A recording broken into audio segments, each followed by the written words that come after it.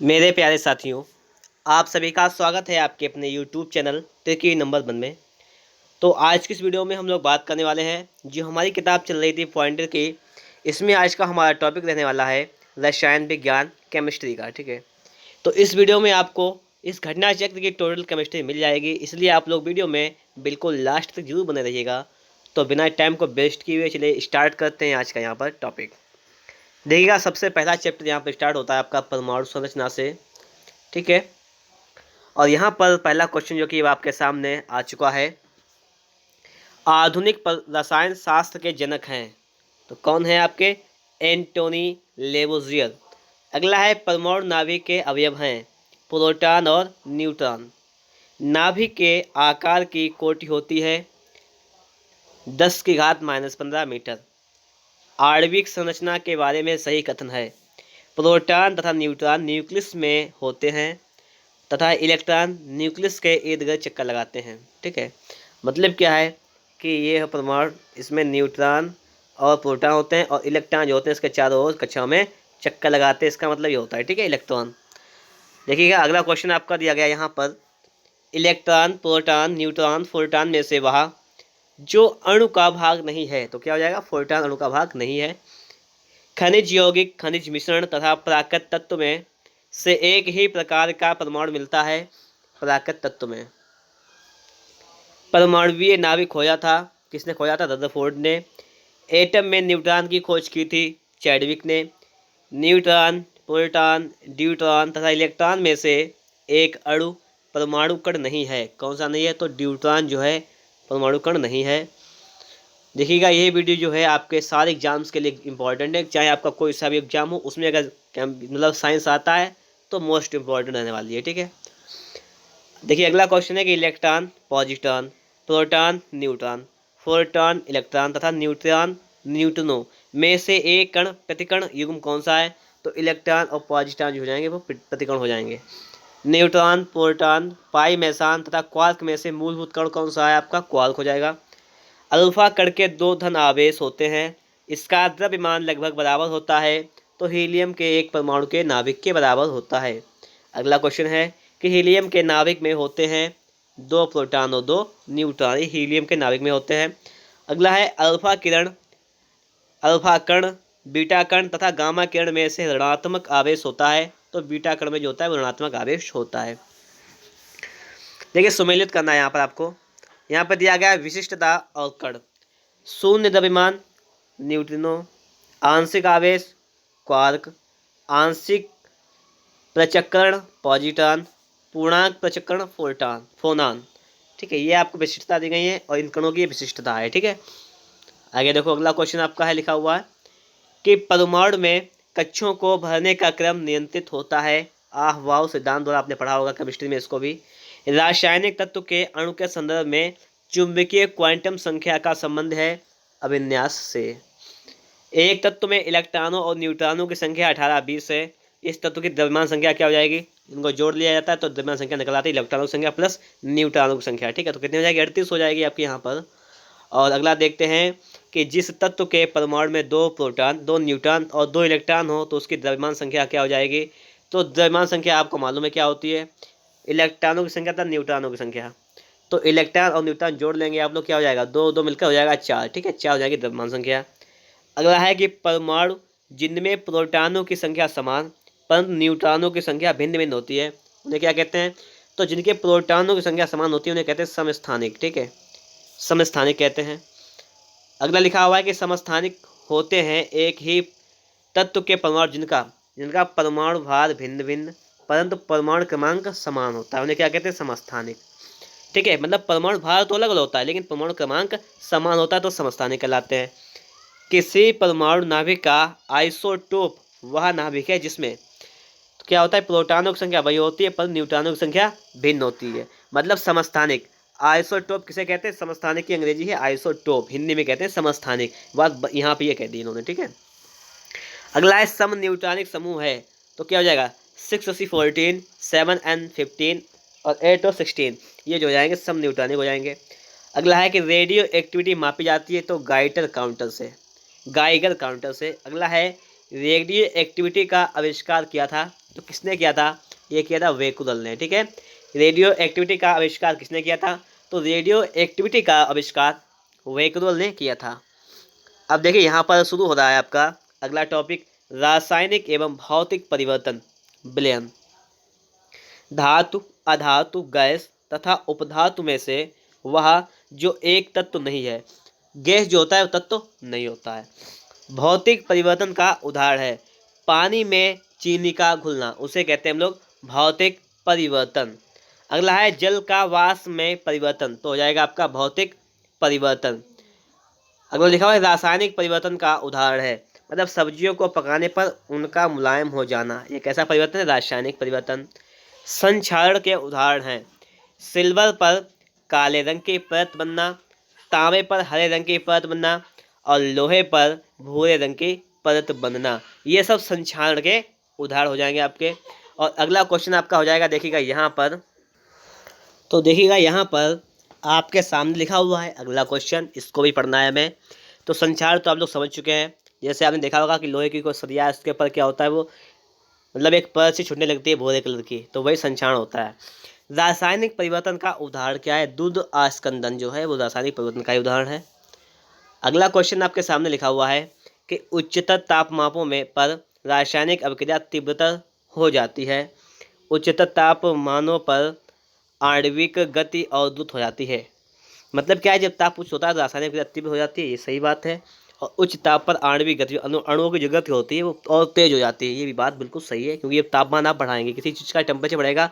जैसे आप जल को मतलब जल है उसमें आप लोग मतलब उसको खौलाते हैं जब, तो उसमें देखिए आपने देखा होगा तो बुलबुले पड़ते हैं, नीचे से ऊपर आते हैं, ऊपर से नीचे जाते हैं, तो क्या होता है? तो वही जो होता है वो आणविक गति होती है उसमें। ठीक है, आप जब पानी को खौलाना तो आपको पता लग जाएगा वहाँ पे। ठीक है, देख लेना इसी चीज़ को, पता होती है। अगला है कि जल अपघटन में ऊर्जा उत्पन्न होती है ऊष्मा के रूप में, किसके रूप में? ऊष्मा के रूप में। ठीक है, आगे लिखा हुआ है पाश्चराइजेशन एक प्रक्रिया है जिसमें दूध को पहले बहुत देर तक गर्म किया जाता है और एक निश्चित समय में अचानक ठंडा कर लिया जाता है, उसे क्या कहते हैं? पाश्चराइजेशन कहते हैं। पाश्चुरीकरण संबंधित है दूध के निर्जमीकरण से। अगला है आपका सही कथन है, ये सुनिएगा कि किसी जलीय विलयन का क्वथनांक शुद्ध जल के क्वथनांक से अधिक होता है। मतलब पूछ लेता है ऐसे किसी प्रकार से कि किसी जलीय विलयन का क्वथनांक शुद्ध जल के क्वथनांक से होता है अधिक, कम, इस प्रकार से पूछा, या अधिक या कम दोनों, जो भी पूछता हो इस प्रकार से पूछ सकता है आपसे। ठीक है, तो ध्यान रखना अधिक होता है। अगला लिखा हुआ है आपका यहाँ पर अशुद्धियों के कारण द्रव का क्वथनांक बढ़ जाता है। ऊंचाई की जगहों पर पानी 100 सेंटीग्रेड के नीचे तापमान पर उबलता है, क्यों? क्योंकि वायुमंडलीय दबाव कम हो जाता है, अतः उबलने का बिंदु नीचे आ जाता है। मतलब समझ गए हो कि जब ऊंचाई की जगह होती है तो वहाँ पर आपका जो है वायुमंडलीय दाब कम हो जाता है, जिससे उबलने का जो बिंदु होता है वो नीचे जाता है, बस वही सिंपल सी बात है आपका। अगला है कि नमक और बर्फ के मिश्रण से 0 डिग्री से सेंटीग्रेड से 0 डिग्री सेंटीग्रेड से नीचे का तापमान प्राप्त होता है, तो इससे हो जाएगा। नमक बर्फ को हिमांक को बढ़ा देता है, तो आपका ये गलत हो जाएगा आपका। अगला है कि वह कोलाइडी तंत्र जो कोहरे में अभिव्यक्त होता है, तो गैस में द्रव। परासरण के प्रक्रम में विलायक सांद्र घोल के तनु घोल की ओर जाता है। प्रतिलोम परासरण में तनु घोल पर बाह्य दाब लगाया जाता है, कौन सा कथन सही है? तो यहाँ पर परासरण के प्रक्रम में विलायक सांद्र घोल से तनु घोल की ओर जाता है, ये नहीं है सही, ना तो आपका ये सही, कोई भी कथन सही नहीं है।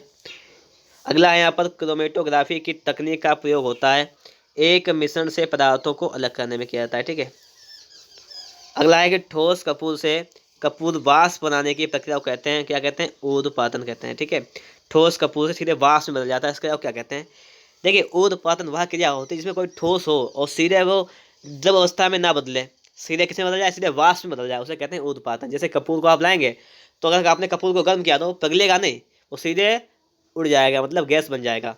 ठीक है, तो वही क्रिया हो जाएगी आपकी ऊर्ध्वपातन। जैसे आपने एक बर्फ का टुकड़ा लिया, ठीक है, उसको आपने पानी में डाला, मतलब खौलना शुरू कर दिया, तो वो खोल कर क्या बन जाएगा? एक बर्फ बन, मतलब बर्फ खोल कर पानी बन जाएगा, मतलब चेंज हो जाएगा ना, द्रव अवस्था में परिवर्तित हो जाएगा, ठोस।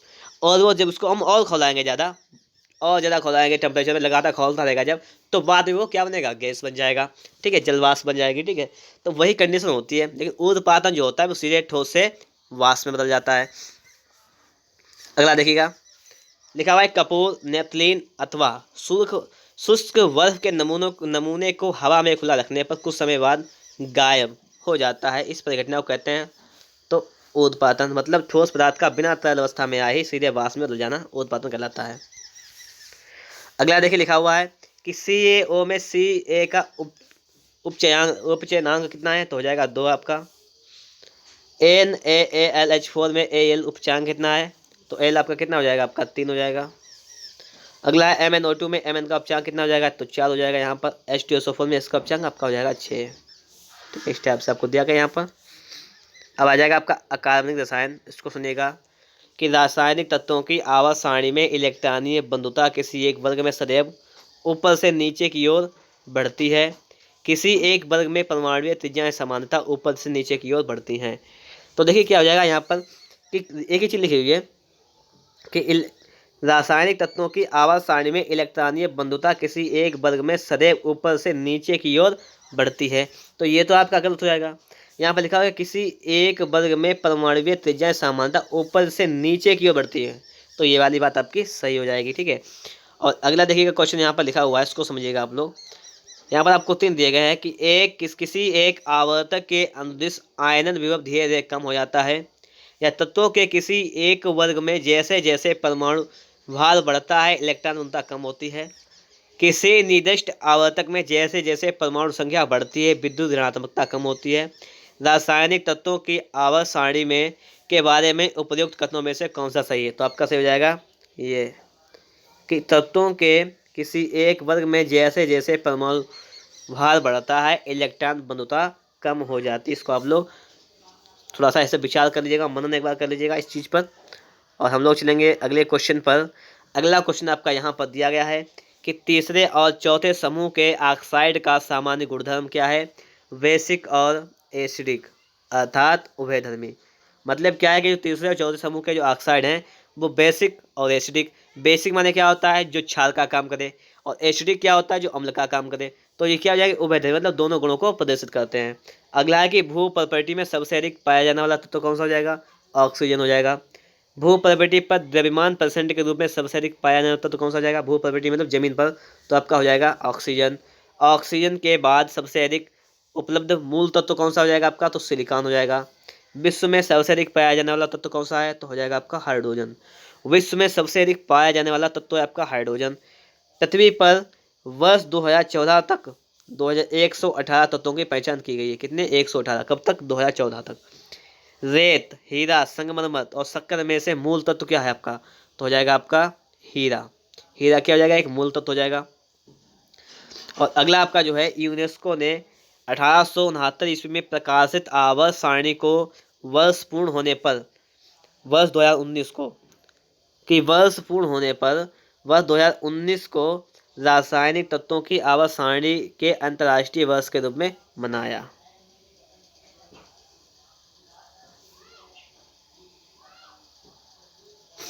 अब यहाँ पर है आवर्त सारणी को, यहाँ पर हो जाएगा कितने वर्ष हुए, पूरे 50 वर्ष। ये तो हुआ लगभग 50 हुए हो जाएगा कि यहाँ पर है। तो क्या हो जाएगा कि यूनेस्को ने 1869 ईस्वी में प्रकाशित आवर्त सारणी को 50 वर्ष पूर्ण होने पर 2019 को क्या मनाया, तो हो जाएगा आपका रासायनिक तत्वों की आवर्त सारणी के अंतर्राष्ट्रीय वर्ष के रूप में मनाया। हीरे की खनिजीय बनावट है कैसा, हीरा कार्बन का रूप है। आगे लिखा हुआ है अगला टॉपिक आपका धातुएं खनिज अयस्क गुणधर्म उपयोग। वह इलेक्ट्रॉन समरूपण जो धातु तत्वों के लिए होती है, तो 2 8 8 2 ये धातु के लिए होती है।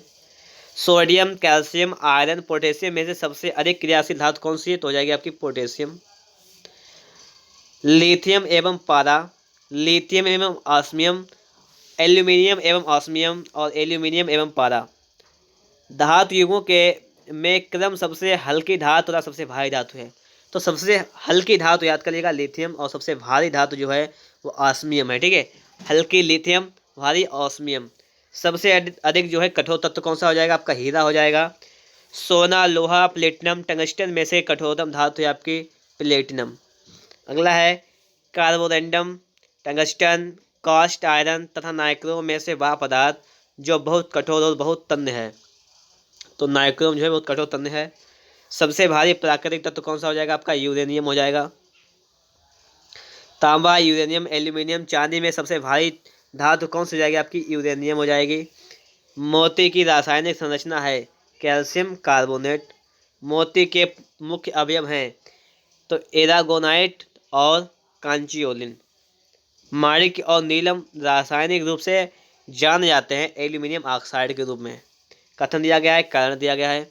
सोडियम धातु का संचयन केरोसिन में होता है, मतलब केरोसिन मतलब मिट्टी का तेल होता है उसमें होता है, तो ये बात बिल्कुल सही है। ठीक है, केरोसिन को मिट्टी के तेल में रखा जाता है।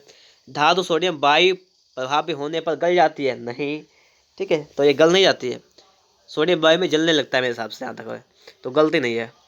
अगला है कि आजकल सड़क की रोशनी में पीले लैंप बहुतायत में प्रयुक्त हो रहे हैं। इन लैंपों में उपयोग होता है तो सोडियम का उपयोग किया जाता है इन लैंपों में। ठीक है, अगला है कि सोडियम वाष्प लैंप प्रायः सड़क प्रकाश के लिए प्रयुक्त होते हैं क्योंकि इनका एक प्रकाश एक वर्णी है और पानी की बूंदों से गुजरने पर विभक्त नहीं होता है। अगला दिया गया है कि प्रति दीप्ति नली में सबसे अधिक सामान्यतः प्रयोग होने वाली वस्तु है आपकी, कौन सी हो जाएगी? पारा, वाष्प और आर्गन। एल्यूमिनियम, सोना, क्रोमियम तथा जस्ता में से स्वतंत्र अवस्था में पाई जाती है तो सोना पाया जाता है स्वतंत्र अवस्था में। सोने को घोला जा सकता है तो किसमें? अम्लराज में। शुद्ध सोना होता है कितने का? 24 कैरेट का होता है शुद्ध सोना। अति मुलायम खनिज टाल्क मुख्यतः है तो क्या हो जाएगा? मैग्नीशियम सिलिकेट हो जाएगा आपका, क्या हो जाएगा? Magnesium silicate. चूना पत्थर का रासायनिक नाम है, क्या हो जाएगा? Calcium carbonate. चीनी मिट्टी, कोरंडम, जिप्सम, टैल्क में से वह जिसमें कैल्शियम विद्यमान है। कैल्शियम किसमें होता है? जिप्सम में कैल्शियम पाया जाता है। प्लास्टर ऑफ पेरिस का रासायनिक रूप से है calcium phosphate sulphate. Calcium sulphate को क्या कहते हैं? Plaster of Paris. Plaster of Paris का सूत्र क्या हो जाएगा? CaSO4 into 1/2H2O। ठीक है, कैल्शियम सल्फेट हो जाएगा आपका ये। डॉक्टर, कलाकार एवं मूर्तिकार कैल्शियम सल्फेट का उपयोग करते हैं जिसका लोकप्रिय नाम है plaster of Paris. Plaster of Paris बना होता है जिप्सम का बना होता है। मोनाजाइट किसका है? इसके एक थोरियम का है इसके मोनाजाइट। अगला है आपका यहाँ पर माइका, क्या है? माइका है ऊष्मा का चालक तथा विद्युत का कुचालक। जो है माइका क्या है? ऊष्मा का चालक और विद्युत का कुचालक। लोहा और इस्पात, खिलौने, ग्लास और कुम्हारी तथा विद्युत में से वह उद्योग जिसमें अभ्रक कच्चे माल के रूप में प्रयुक्त होता है तो हो जाएगा आपका वैद्युत। फिर सुनो एक बार, लोहा और इस्पात, खिलौने, ग्लास और कुम्हारी तथा विद्युत में से वह उद्योग जिसमें अभ्रक जो है वो कच्चे माल के रूप में प्रयुक्त होता है तो किसमें होता है कच्चे माल के रूप में? तो विद्युत में अभ्रक जो होता है आपका अभ्रक जो होता है कच्चे माल के रूप में प्रयुक्त होता है। अगला है कि पारा, पानी, ईथर, बेंजीन द्रवों में से वह जो ऊष्मा का बहुत अच्छा चालक है तो पारा जो होता है ऊष्मा का सबसे अच्छा चालक होता है। जल, पारा, बेंजीन, चमड़ा में ऊष्मा का सबसे अधिक चालक पारा हो जाएगा आपका यहाँ पर। सीसा, पारा, निकिल, टिन धातु में सबसे सामान्य ताप पर द्रव अवस्था कौन सी होती है? तो पारा एक धातु है जो द्रव अवस्था में रहता है, ये पता होता है आपको, पता होगा। अगला है यहाँ पर कि पारे का साधारणतया तापमापी यंत्रों में उपयोग किया जाता है क्योंकि इसकी विशेषता है कि उच्च संचालन शक्ति इसकी विशेषता है। आयरन, लेड, मैग्नीशियम, एल्यूमिनियम में से वह जो जल के साथ बिल्कुल अभिक्रिया नहीं करता है तो लेड जो है वो जल के साथ अभिक्रिया नहीं करता है। तब कोई प्रतिक्रिया नहीं होती है जब भाप गुजरती है तांबे के ऊपर से। तब कोई प्रक्रिया नहीं होती जब भाप तांबे के ऊपर से गुजरती है। लोहा प्राप्त होता है हेमेटाइट से। ठीक है, अब देखो आगे, ऊष्मा तथा विद्युत का सबसे उच्चतम जो संचालक होता है वो क्या होता है? चांदी होता है। सबसे अधिक मात्रा में पाई जाने वाली धातु है आपकी एल्यूमिनियम। सबसे अधिक लचीली तथा पीट कर बढ़ाए जाने योग्य धातु आपकी है सोना। और ऊष्मा का न्यूनतम संचालक कौन है? सीसा। हीरा, चांदी, ग्रेफाइट, लकड़ी में से विद्युत चालकता सबसे अधिक किसकी होती है? तो विद्युत चालकता जो होती है सबसे अधिक होती है चांदी की। ठीक है, चांदी की विद्युत चालकता सबसे अधिक होती है। अगला आपका है कि एल्यूमिनियम, सीमेंट, उर्वरक तथा पैरामैंगनीज में से वह उद्योग जो बॉक्साइट को मुख्य कच्चा माल के रूप में उपयोग करता है तो हो जाएगा आपका एल्यूमिनियम उद्योग। सही कथन है कैल्शियम कार्बोनेट दंत पेस्ट का एक अवयव होता है, ये आपका सही हो जाएगा कि कैल्शियम कार्बोनेट जो होता है वो दंत पेस्ट का एक अवयव होता है। अगला देखिएगा यहाँ पर लिखा हुआ है कि भंजन हो जाएगा आपका पेट्रोलियम से। प्रगलन, ताम्र, हाइड्रोजनीकरण, खास बसा, वल्कनीकरण हो जाएगा आपका संबंधित रबर से। ठीक है, तो ये 4 क्रिया हो जाएंगी इससे संबंधित आपकी। एल्यूमिनियम बनाने के लिए प्रयुक्त होता है तो बॉक्साइट का प्रयोग किया जाता है। लोहा, तांबा, एल्यूमिनियम तथा चांदी में से वह धातु जिसे प्राप्त करने हेतु बॉक्साइट अयस्क है। किसको? एल्यूमिनियम को प्राप्त करने के लिए जो है एक बॉक्साइट से प्राप्त किया जाता है। और एल्यूमिनियम कहाँ से प्राप्त होता है? आपका बॉक्साइट से। कॉपर, क्यूपराइट, कॉपर को क्या कहते हैं? तांबा कहते हैं, Cu होता है चिन्ह इसका, तो क्यूपराइट। एल्यूमिनियम Al होता है। पारा, मरकरी से कहते हैं, सिनेवा से प्राप्त होता है। जिंक, जेडियन होता है। कैलामाइन, आयरन, लोहा, हेमेटाइट। ठीक है, अभी देखिए पारा के लिए क्या होता है? Hg होता है, और जिंक के लिए जेडियन लिख दें। चलिए एक बार, आयरन के लिए क्या होता है? संकेत Fe होता है। ये संकेत रहेंगे इसके, ठीक है। हीरा जो है कार्बन का अपरूप है। संगमरमर कैल्शियम का। बालू जो है सिलिकॉन। और माणिक की जो रूबी से कहते हैं आपका एल्यूमिनियम ऑक्साइड। ये तो बात पहले हो चुकी है माणिक के बारे में। एल्यूमिनियम, सोडियम, मैग्नीशियम तथा मैंगनीज में से जल के से हल्का होता है। सोडियम जो होता है वो जल से हल्का होता है। इस्पात, पारा, सोना का घनत्व के अवरोही क्रमानुसार सही है, तो सोना उससे कम होता है पारे का घनत्व, फिर उससे कम इस्पात का। आगे है मिश्र धातु टॉपिक है कि स्टील, पीतल, ब्रांज तथा तांबा में मिश्र धातु नहीं है, तो तांबा जो है वो मिश्र धातु नहीं है। तांबा से CO, कॉपर, तांबा एक धातु मिश्र धातु नहीं है। अगला है कि जस्तेदार लोहे में जल्दी जंग नहीं लगता है, सही बात है। और जसद में उपचयन क्षमता है, ये भी सही बात है। जस्तेदार लोहे की चादरें जंग से बची रहती हैं क्योंकि उनमें विद्यमान होती है यशद। यशद मान होता है जस्ता की परत, ठीक है। गैल्वनीकृत लोहे पर लेप होता है, तो किसका लेप होता है? जस्ते का लेप होता है। एल्यूमिनियम पृष्ठ प्रायः एनोडीकृत होते हैं, इसका अर्थ है कि उस पर एल्यूमिनियम ऑक्साइड की परत का निक्षेपण होना। एल्यूमिनियम ऑक्साइड की परत का निक्षेपण होना। अगला है कि वह धातु जिससे बनाई मिश्र धातु को हवाई जहाज तथा रेल के डिब्बे में पुर्जों के काम में लिया जाता है, तो हो जाएगा आपका एल्यूमिनियम। मतलब क्या है कि वह धातु जिससे बनाई मिश्र धातु को हवाई जहाज और रेल के डिब्बे में काम पर लिया जाता है, मतलब पुर्जे में, तो हो जाएगा आपका एल्यूमिनियम। जो आपकी धातु हो जाएगी उसका उपयोग किया जाता है, ठीक है। उससे जो मिश्र धातु बनाई जाती है उसका उपयोग। पारद धातु मिश्रण, तो क्या हो जाएगा? पारद युक्त मिश्र धातु होती है। जस्ता, तांबा, मैग्नीशियम तथा लोहा धातुओं में से अमलगम नहीं बनाती है। लोहा जो है वो अमलगम नहीं बनाता है। जस्ता, तांबा, तांबा, टिन, पारा और जिंक, सीसा, जस्ता लिखा, पारा जस्ता और सीसा जस्ता मिश्र धातु में से अमलगम कहते हैं। तो अमलगम किसे कहते हैं? पारा जस्ता को कहते हैं अमलगम, पारा और जस्ता को। अगला है कि टांका एक मिश्र धातु है टिन और शीशे की। कांसा मिश्र धातु है तांबा और टिन की, ठीक है। जर्मन सिल्वर तो हो जाएगा आपका nickel. Solder, tin. Bleaching powder जो होता है किससे हो जाएगा? क्लोरीन। और हाइपो क्या होता है? सोडियम। रिलेटिव हो जाएंगे इससे, ठीक है। जर्मन सिल्वर में चांदी का % होता है, तो 0%। जर्मन सिल्वर में, सिल्वर मतलब चांदी नहीं होती है। तांबा, एल्यूमिनियम, जस्ता और निकेल में से वह तत्व जो जर्मन सिल्वर में उपस्थित नहीं होता है, तो हो जाएगा एल्यूमिनियम। एल्यूमिनियम जो होता है वो जर्मन सिल्वर में उपस्थित नहीं होता है। तो जर्मन सिल्वर में देखिए तांबा होता है आपका, जस्ता होता है और निकेल होता है। ये 3 चीज़ें होती हैं वो आपके जर्मन सिल्वर में होती हैं और सिल्वर नहीं होती है, ठीक है। अच्छा पॉइंट है ये। अगला लिखा हुआ है कि तांबे के मिश्र धातुओं का जोड़ा है। तांबे के मिश्र धातु हो जाएगी आपकी पीतल और कांसा। पीतल, कांसा, जर्मन सिल्वर और गन मेटल में से तांबे की मात्रा अधिकतम किस में होती है? तो कांसे में तांबा अधिकतम होता है। वह धातु जो पीतल, कांस्य और जर्मन सिल्वर इन सभी में उभय घटक के रूप में विद्यमान है, तो आपकी हो जाएगी तांबा, ठीक है। अगला है कि पीतल जो मिश्र धातु है किसे किसे मिलकर बनी होती है? तो तांबा और जस्ता से। और देखिएगा यहाँ पर अगला यहाँ पे कह रहा है कि पीतल, तांबा तथा जस्ते की मिश्र धातु है, तो ये तो बिल्कुल सही बात है। देखिए अभी हमने पढ़ा था अभी, तो ये बिल्कुल सही हो जाएगा। मैग्नेटाइट एल्यूमिनियम का सबसे महत्वपूर्ण अयस्क है? नहीं। पारदित सम्मिश्रण वे पदार्थ है जिन्हें पारा अनिवार्यता सम्मिलित होता है, पारदित पदार्थ, ये सही बात है। फोटोग्राफी में पोटेशियम नाइट्रेट प्रयुक्त होने वाला एक अनिवार्य रसायन है, ये भी नहीं है। तो यहाँ पर आपके 2 ऑप्शन वाले ए और 3 नंबर बिल्कुल राइट हो जाएगा। पीतल का रंग हवा में फीका पड़ जाता है, क्यों पड़ जाता है? तो हाइड्रोजन सल्फाइड की उपस्थिति के कारण पीतल का रंग हवा में फीका पड़ जाता है। ताम्र संदूषण से बचने के लिए पीतल के बर्तनों पर सामान्यतः पर चढ़ा जाती है किसकी? रांगे की। मतलब रांगे माने टिन की एक पर चढ़ाई जाती है, ठीक है। मिश्र धातु में जिस पदार्थ के संयोग से निष्कलंक इस्पात स्टेनलेस स्टील अचुंबकीय हो जाता है वह कौन सा है? Nickel.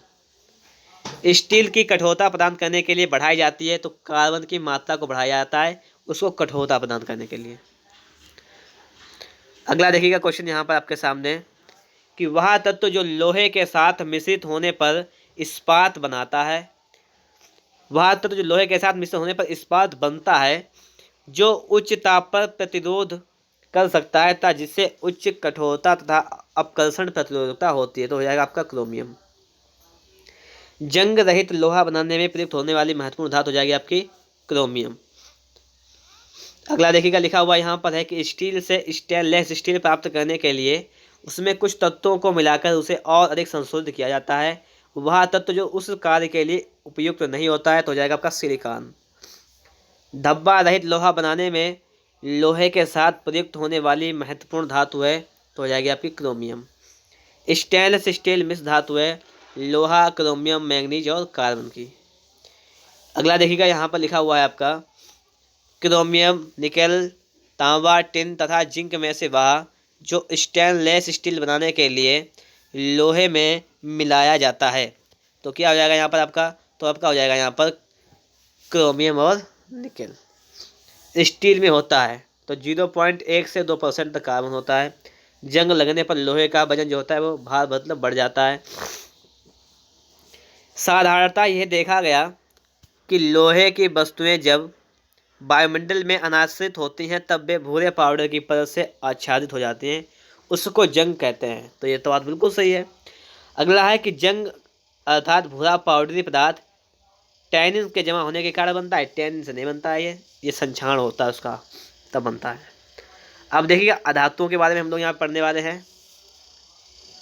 Hydrogen, carbon, nitrogen, oxygen तत्वों में से सबसे अधिक यौगिक निर्माण कौन करता है तो जाएगा आपका कार्बन। हीरा, ग्रेफाइट, कोयला में से कार्बन कौन है आपका? तो ये सभी कार्बन हो जाएंगे आपके। केवलार, लेक्सान, ग्रेफीन, स्पाइडर सिल्क में से सबसे में केवल कार्बन से बना हुआ कौन सा होता है तो होता है आपका ग्रेफीन। हीरा, ग्रेफाइट, ऑक्सो कार्बन्स तथा फ्लोरीन्स में से कार्बन का अपरूप नहीं है तो ऑक्सो कार्बन जो है वो कार्बन का अपरूप नहीं है। पेंसिल का लेड है आपका क्या हो जाएगा? ग्रेफाइट हो जाएगा पेंसिल का लेड। और अगला आपका है यहाँ पर कि कार्बन के तीसरे अपरूपी की खोज 3 वैज्ञानिकों की टीम द्वारा की गई थी जिन्हें रसायन शास्त्र के नोबेल प्राइज से सम्मानित किया गया था। उस टीम में सम्मिलित थे कौन कौन से 3 लोग थे तो हो जाएगा Robert F Curl, sir Harold W Kroto, Richard E Smalley. अगला लिखा हुआ है मिनिस्टर फुलरीन है कार्बनिक यौगिक का एक रूप जिसमें 60 कार्बन परमाणुओं का गुच्छा होता है जो परस्पर पंचभुजा या षटभुजा से बने बहुफलकी संरचना से जुड़े होते हैं। और देखिएगा अगला देखिए यहाँ पर आ चुका आपका सूखी बर्फ का सम्मिलित होता है ठोस कार्बन डाइऑक्साइड, सेविन कीटनाशक, टेफ्लॉन फ्लोरीन युक्त बहुलक, फ्लोरीन कार्बन का एक अपरूप है। हीरा, ग्रेफाइट, कोयला, बालू में से कार्बन नहीं है तो बालू में कार्बन नहीं है। लिग्नाइट, टिन, चांदी, लोहा में कार्बन मिलता है तो लिग्नाइट में मिलता है। ठीक आगे देखिएगा कोयले के बिटुमिनस कोयला, लिग्नाइट, पीट, एंथ्रासाइट प्रकारों में से वह जिसमें शेष प्रकारों की अपेक्षा अधिक % कार्बन होता है एंथ्रासाइट हो जाएगा आपका। अगला देखिएगा यहाँ पर कि कार्बन की मात्रा सबसे अधिक होती है किसमें? ढलवां लोहे में। हीरा, क्वार्ट्ज, गंधक, ग्रेफाइट में से क्रिस्टलन नहीं होता है तो गंधक में। ठीक है। कांच पर उत्कीर्ण किया या खरोंचा जा सकता है हीरा से, हाइड्रोफ्लोरिक अम्ल से, एक्वारेजिया से, शांत सल्फ्यूरिक अम्ल से। तो हो जाएगा हीरा से और हाइड्रोक्लोरिक अम्ल से। ठीक उत्कीर्ण किया या खरोंचा जा सकता है इससे। हीरे की बिक्री में भार की इकाई कैरेट होती है। अब यह कैरेट बराबर होता है तो किसके बराबर होता है? 200 मिलीग्राम के। Black gold, fluorine, graphene, Kevlar का उनके पहली बार प्रयोगशाला में संश्लेषण के काल क्रमानुसार व्यवस्थित क्रम है? तो केवलार 1964, फुलेरीन 1985, ग्रेफीन 2004, ब्लैक गोल्ड 2019। ये आपका हो जाएगा सुमेलित यहाँ पर। और अगला देखिएगा, लिखा हुआ है, कथनों पर विचार कीजिए। वह एक द्विआयामी पदार्थ है और उसकी विद्युत चालकता उत्तम है। मतलब क्या है, ग्रेफीन के बारे में यहाँ बात कर रही है, ठीक है। तो यह द्विआयामीय पदार्थ है, इसकी विद्युत चालकता उत्तम है, सही बात है। वह अब तक जांचे गए सबसे तनु किंतु सबसे शक्तिशाली पदार्थों में से है, ये भी सही है। वह पूर्णतः सिलिकॉन से बना होता है और इसकी चाक्षुष पारदर्शिता उच्च होती है, ये सही नहीं है यहाँ पर। और उसका टच स्क्रीन एलसीडी कार्बनिक एलईडी के लिए चालक इलेक्ट्रोड के रूप में इस्तेमाल किया जाता है, तो ये भी बात आपकी यहाँ पर सही हो जाएगी। अगला देखिएगा, लिखा हुआ है कि जर्मन सिल्वर पीतल स्टील ग्रेफीन में से सबसे अधिक मजबूत होता है, तो क्या हो जाएगा आपका, ग्रेफीन हो जाएगा। और अगला है कि कैल्शियम सल्फेट की उपस्थिति जल और को कठोर बना देती है एवं उपयोग योग्य नहीं रहता। हीरा तांबा व लोहे से कठोर होता है। वायु का मुख्य घटक ऑक्सीजन है। नाइट्रोजन वनस्पति घी के निर्माण में प्रयुक्त होती है। तो यहाँ पर सही किया जाएगा कि कैल्शियम सल्फेट की उपस्थिति जल को कठोर बना देती है एवं वह उपयोग योग्य नहीं रहता। हीरा तांबा व लोहे से कठोर है। और बाकी आपके ये दो गलत हो जाएंगे। भारी मशीनों के उपयोग के लिए स्नेहक कौन सा हो जाएगा, ग्रेफाइट। शुष्क कार्बन डाइऑक्साइड, शुष्क बर्फ कहते हैं कार्बन डाइऑक्साइड को। ठोस सल्फर, सेलेनियम, ब्रोमीन, फास्फोरस धातु में से वह एक जो विद्युत का मंद चालक नहीं है, सेलेनियम। हाइड्रोजन और उसके यौगिक, ऑक्सीजन, नाइट्रोजन, हाइड्रोजन तथा तांबा में से वह तत्व जिसमें न्यूट्रॉन नहीं होता, हो जाएगा आपका हाइड्रोजन। अगला है कि एक तत्व लिखा हुआ एक्स के वाहतम कक्षा में 4 इलेक्ट्रॉन है। हाइड्रोजन के साथ उसके यौगिक का सूत्र होगा XH4। भार के अनुसार पानी में हाइड्रोजन का परसेंट कितना होता है, तो 11.11% होता है। हाइड्रोजन गैस का 1 मोल ऑक्सीजन अधिक में जलकर 290 किलोग्राम ऊष्मा देता है। इन्हीं परिस्थितियों में 4 किलोग्राम हाइड्रोजन गैस के जलने पर उत्पन्न होगी, तो क्या हो जाएगा, 580 किलोग्राम ऊष्मा। ये तो सवाल आपका है, ठीक है। अगला देखिएगा, क्या लिखा हुआ है आपका यहाँ पर, हाइड्रोजन को जलाने से बनेगा, तो क्या बनेगा, तो पानी बनेगा। मिट्टी का तेल, हाइड्रोजन, कोयला, डीजल, इन में से न्यूनतम वायु प्रदूषक है आपका हाइड्रोजन। भारी जल एक प्रकार का शीतलक एवं मंदक है। भारी जल का रासायनिक फॉर्मूला क्या है, D2O है। न्यूक्लियर रिएक्टरों में विमंदक और प्रशीतक दोनों की तरह प्रयुक्त होने वाला पदार्थ है आपका भारी पानी। गुरु जल क्या है, ऑक्सीजन प्लस हैवी हाइड्रोजन। भारी पानी वह पानी होता है जिसमें हाइड्रोजन का स्थान आइसोटोप ले लेता है। हैवी वाटर में हाइड्रोजन के स्थान पर ड्यूटेरियम होता है, तो ये D2 होता है। भारी पानी की खोज HC उदय ने की थी। भारी पानी का अणुभार 20 होता है। जल गैस है CO+H2। जल गैस क्या है, CO+H2। कितना पर विचार करना है आपको। कठोर जल उपयुक्त नहीं है पीने के लिए, साबुन से कपड़े धोने के लिए, वायरस में प्रयोग के लिए, फसल की सिंचाई के लिए। तो ये सभी कथन मतलब सही हो जाएंगे यहाँ पर, मतलब किसी के लिए उपयुक्त नहीं है, ये किसी के लिए उपयुक्त नहीं है। पानी की स्थायी कठोरता के लिए उत्तरदायी है कैल्शियम और मैग्नीशियम के क्लोराइड्स व सल्फेट्स। जल का pH मान कितना होता है, 7 होता है। पानी का शुद्धतम रूप क्या है, वर्षा का जल शुद्धतम रूप है। पानी आयनिक लवण का सुविलायक है क्योंकि उसका द्विध्रुव आघूर्ण अधिक होता है।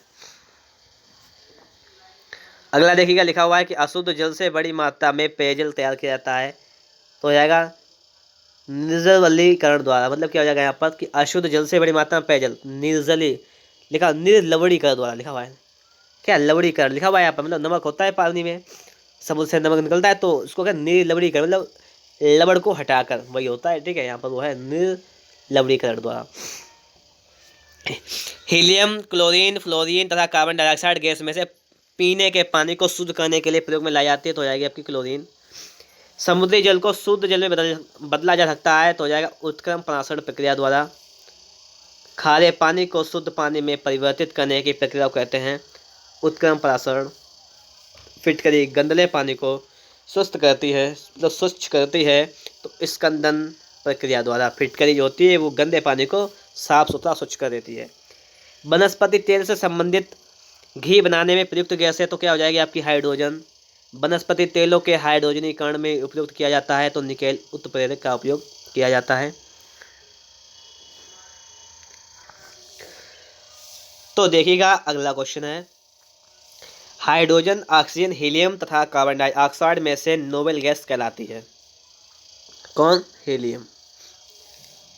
आर्गन, कार्बन डाइऑक्साइड, नाइट्रोजन तथा ऑक्सीजन में से वह गैस जिसकी परसेंट मात्रा वायुमंडल में सबसे कम होती है, तो हो जाएगी आपकी कार्बन डाइऑक्साइड।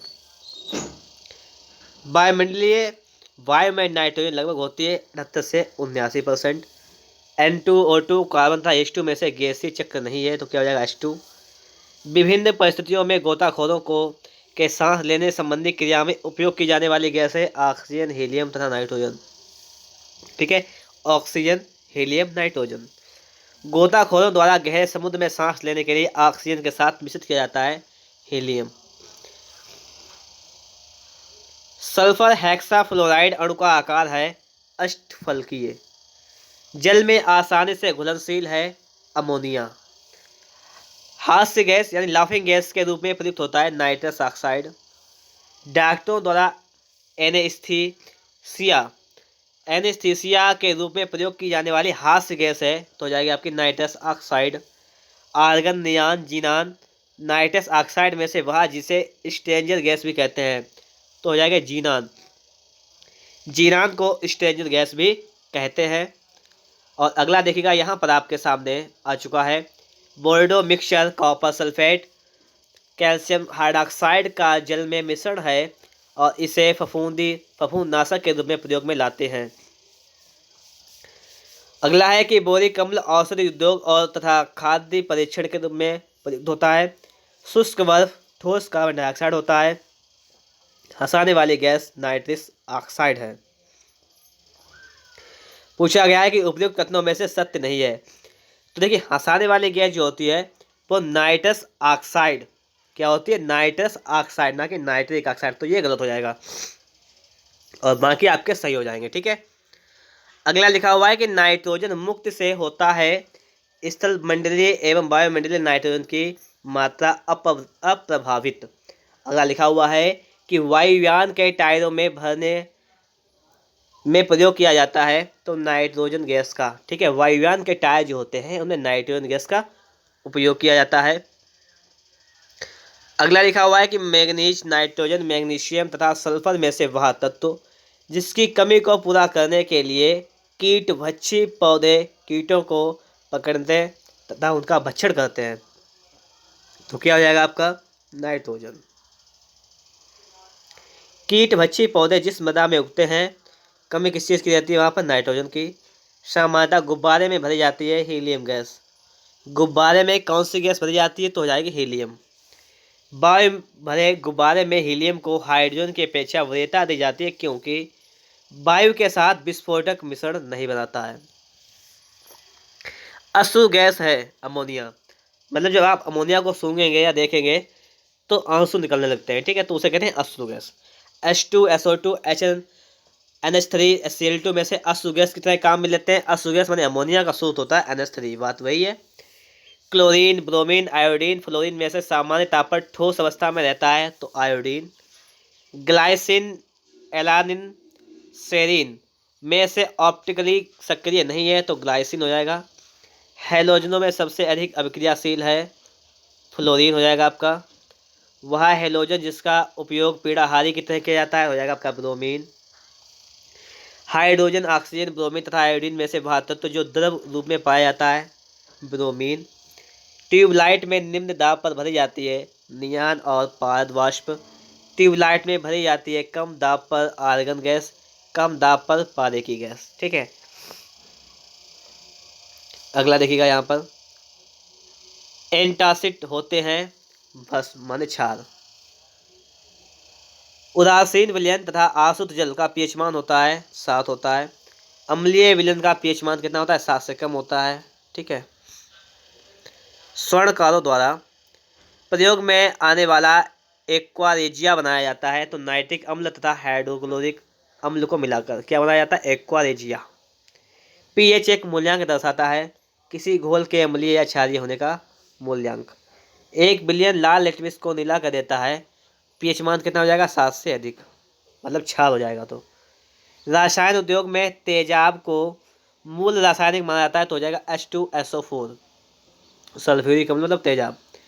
कॉपर सल्फेट का जलीय घोल अम्लीय होता है क्योंकि इस लवण का जल अपघटन होता है। AlCl3, VF3, NH3, FeCl3 में से लुईस अम्ल नहीं है, तो NH3 जो हो जाएगा वो लुईस अम्ल नहीं है। अगला है कथन, सल्फ्यूरिक अम्ल को तनु बनाने के लिए पानी में अम्ल मिलाया जाता है, ना कि अम्ल में पानी। पानी की विशिष्ट ऊष्मा बहुत अधिक होती है, तो सल्फ्यूरिक अम्ल को तनु बनाने के लिए पानी में अम्ल मिलाया जाता है, ना कि अम्ल में पानी। तो ये बात आपकी बिल्कुल सही है और ये भी सही है आपका है। जल में कार्बन डाइऑक्साइड प्रभावित करने पर बना सोडा वाटर है, अम्लीय प्रवृत्ति का होता है। वह अम्ल जिसमें ऑक्सीजन नहीं है, हाइड्रोक्लोरिक अम्ल यानी नमक का अम्ल। नीला थोथा है, कॉपर सल्फेट को कहते हैं नीला थोथा। एक अज्ञात गैस जल में शीघ्रता से घुल जाती है, गैस युक्त जलीय घोल में लाल लिटमस नीला हो जाता है। यह गैस हाइड्रोजन क्लोराइड के साथ सफ़ेद धूम्र भी देती है। यह अज्ञात गैस है, इसका नाम है अमोनिया NH3। वाशिंग सोडा जो होता है उसे कहते हैं सोडियम कार्बोनेट। कास्टिक सोडा उसे कहते हैं सोडियम हाइड्रोक्साइड। नीला थोथा उसे कहते हैं कॉपर सल्फेट, हाइपोसोडियम थायोसल्फेट।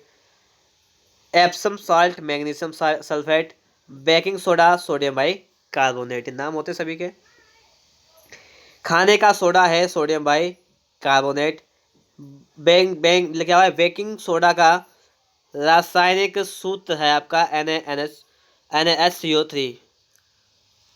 और यहाँ पर देखिएगा, हाँ ठीक है, तो आपका खाने का सोडा जो जाएगा, देखिए वाशिंग सोडा जो होता है इसे कहते हैं Na2CO3 इंटू होता है 10H2O, ठीक है, ये होता है, ठीक है, सोडियम कार्बोनेट का, और सोडियम बाइकार्बोनेट NaHCO3। अगला है यहाँ पर वेंकिक सोडा जो होता है वो सोडियम हाइड्रोजन कार्बोनेट, धोने के सोडे का है सूत्र बता चुका हूँ, Na2CO3 इंटू 10H2 होता है। अगला देखिएगा, निर्जल सोडियम कार्बोनेट साधारणतः पाक सोडा ने बेकिंग सोडा के रूप में जला जाता है, या अग्निशामकों में पाक सोडा या बेकिंग सोडा का प्रयोग होता है। व्यंजक चूर्ण का उत्पादन हेसन क्लेवर विधि संयंत्र में होता है। तो यहाँ पर आपके दो ऐसे हो जाएंगे कि अग्निशामकों में पाक सोडा यानी बेकिंग सोडा का प्रयोग होता है और व्यंजक चूर्ण का उत्पादन हेसन क्लेवर संयंत्र में होता है।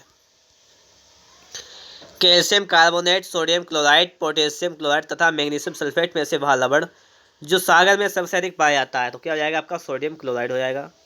खाने का नमक NaCl बनता है मजबूत अम्ल और मजबूत क्षार से। NaCl की मौजूदगी में पेरिस प्लास्टर के स्थापन दर में वृद्धि होती है। अगला है कि सीमेंट में जिप्सम का योग उसके स्थापन दर को मंद करने के लिए किया जाता है। सभी क्षारीय मृदा धातु जलायोजित लवण उत्पन्न करते हैं। वेरियम तथा स्टांसियम प्रकृति में मुक्त रूप में पाए जाते हैं। उपयुक्त में से सत्य कथन नहीं है, तो सत्य कौन सा नहीं है कि वेरियम तथा स्टांसियम प्रकृति में मुक्त अवस्था में पाए जाते हैं, तो आपका ये कथन जो है वो सत्य नहीं है यहाँ पर। और बाकी जो आपको कथन दिए गए हैं वो कथन बिल्कुल ही सत्य दिए गए हैं। कौन सा कथन सत्य है कि NaCl की मौजूदगी में पेरिस प्लास्टर के स्थापन दर में वृद्धि होती है, सही है। सीमेंट में जिप्सम का उपयोग उसके स्थापन दर को मंद करने के लिए किया जाता है। सभी क्षारीय मृदा धातु जलायोजित लवण उत्पन्न करते हैं। व्यंजक चूर्ण के लिए निम्न कथनों पर विचार कीजिए। जल में अधिक विलय होता है, हल्के पीले रंग का चूर्ण है, ऑक्सीकारक है, तनु अम्ल की प्रतिक्रिया से क्लोरीन निष्कासित करता है। इनमें से असत्य कथन कौन सा हो जाएगा, तो जल में अधिक विलय होता है, तो आपका ये वाला जो है वो असत्य हो जाएगा। बाकी ये हो जाएगा कि व्यंजक चूर्ण जो होता है हल्के पीले रंग का होता है, ऑक्सीकारक होता है, तनु अम्ल की प्रतिक्रिया से क्लोरीन निष्कासित करता है, ठीक है, ये हो जाएगा, आपके तीनों सही हो जाएंगे। यहाँ पर एक ही सिर्फ गलत है। ब्लीचिंग पाउडर में होता है कैल्शियम ऑक्सीक्लोराइड या कैल्शियम हाइपोक्लोराइड, ये होता है। जब लवण को जल में डाला जाता है तो बुलबुले बनते हैं, जिसका कारण है CO2 गैस। फोटोग्राफी प्लेट को विकसित करने में सोडियम थायोसल्फेट उपापचय की भांति उपयोग होता है। Chrome red, sodium thiosulphate, hydrogen peroxide calomel पदार्थों में से वह पदार्थ जो फोटोग्राफी में तथा एक एंटीक्लोर के रूप में भी प्रयुक्त होता है, तो हो जाएगा आपका सोडियम थायोसल्फेट। अगला है यहाँ पर कि फोटोग्राफी में प्रयुक्त होने वाला हाइपोविलियन जलीय विलयन है, तो सोडियम थायोसल्फेट का। सिल्वर जो ब्रोमाइड है वो आपका संबंध रखता है फोटोग्राफी से। सिल्वर आयोडाइड है कृत्रिम वर्षा। लिथियम बाइकार्बोनेट गठिया का उपचार। दूधिया मैग्नीशिया प्रतिअम्ल। फोटोग्राफी में उपयोगी तत्व है आपका सिल्वर ब्रोमाइड। फोटोग्राफी की प्लेट पर चढ़ाई जाती है सिल्वर ब्रोमाइड की। आयनीय यौगिकों से संबंधित निम्न कथनों पर विचार कीजिए। आयनीय यौगिक अल्कोहल में अविलेय होते हैं।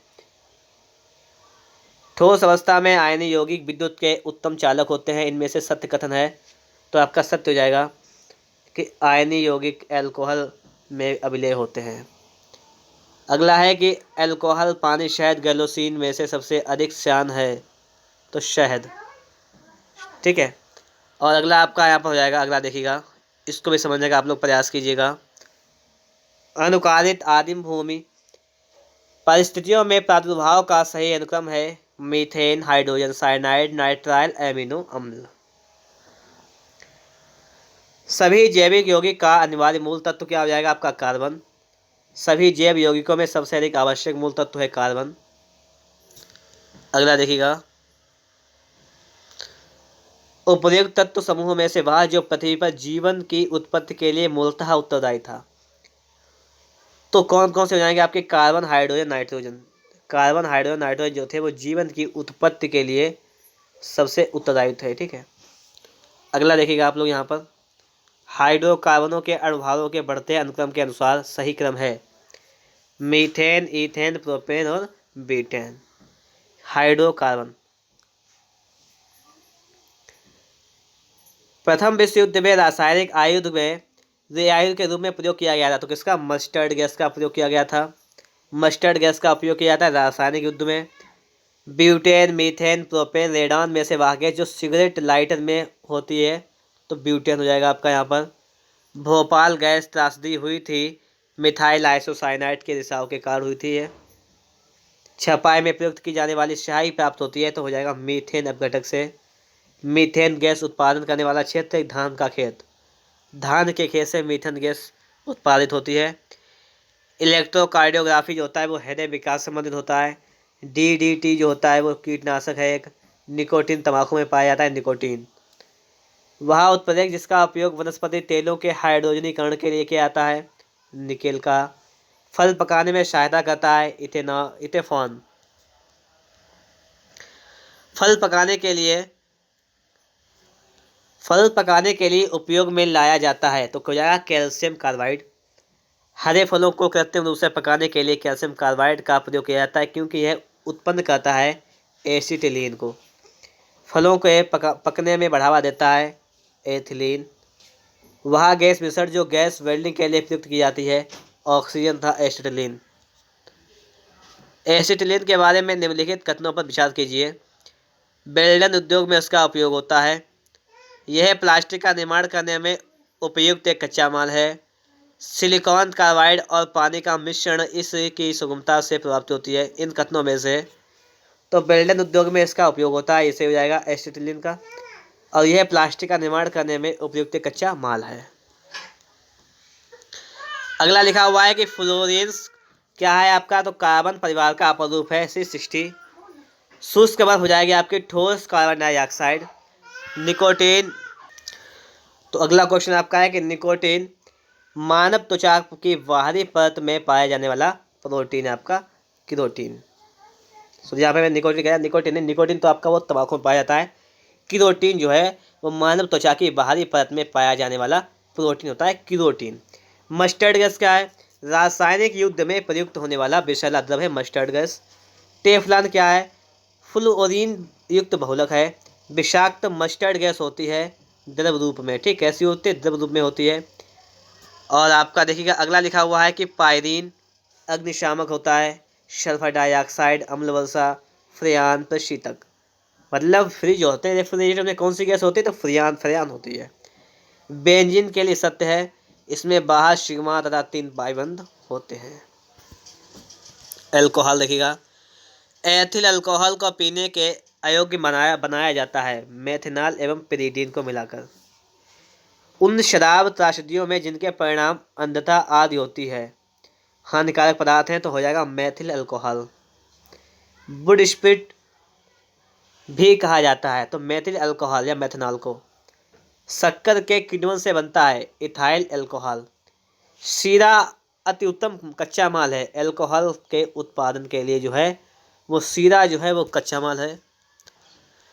Ethylene, isoprene, acetylene, hexane, butadiene तथा स्टाइरिन में से वह जो प्राकृतिक रबर का बहुलक है, तो आ जाएगा आइसोप्रीन।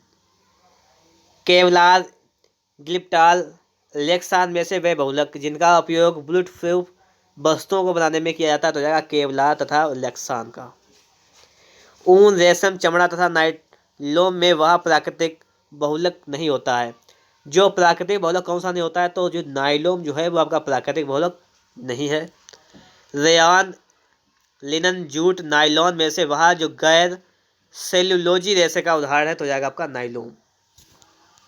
अगला लिखा हुआ है कि वेकेलाइट, रेशम, केवलार तथा लेक्सान में से वह जो प्राकृतिक बहुलक है, तो रेशम आपका प्राकृतिक बहुलक है। घी, स्टार्च, प्रोटीन, रुई में से बहुलक नहीं है, तो घी जो है आपका बहुलक नहीं है। पॉलीथीन के संश्लेषण में प्रयोग किया जाता है, तो एथिलीन का। प्लास्टिक से उत्पन्न होती है एथिलीन गैस। बुलेट प्रूफ वस्तु बनाने में प्रयोग किया जाता है, तो पॉलीएमाइड का प्रयोग किया जाता है। और अगला क्वेश्चन देखिएगा लिखा हुआ है पॉलीकार्बोनेट, पॉलीयूरिथेन, पॉलीस्टाइरीन, पॉलीएमाइड में से वह बहुलक जो बुलेट प्रूफ खिलाड़ी बनाने में, वो खिड़की बनाने में उपयोग किया जाता है। मतलब क्या है, खिड़की बनाने में कौन सा किया जाता है, मतलब बुलेट प्रूफ जानते हो क्या होता है कि जिसमें एक बंदूक की गोली जो है तो उसको पार नहीं करती है, तो हो जाएगा पॉलीकार्बोनेट। और आपको पता है देखिए हेलमेट भी ऐसे चलने लगे हैं जिनमें बुलेट प्रूफ हेलमेट भी चल रहा है, मतलब क्या है, और ड्रेस भी ऐसे तैयार हो गए बुलेट प्रूफ वाली, ठीक है, तो हो जाएगा आपका पॉलीकार्बोनेट। बुलेट प्रूफ जैकेट के निर्माण में प्रयुक्त पदार्थ है आपका केवलार।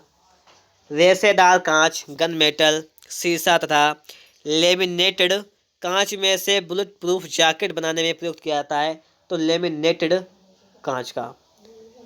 और अगला आपका है यहाँ पर, इसको देखिएगा सही सुमेलित नहीं है, तो रेयान का जो है वो रूपांतरित स्टार्च, ये सही सुमेलित यहाँ पे नहीं है।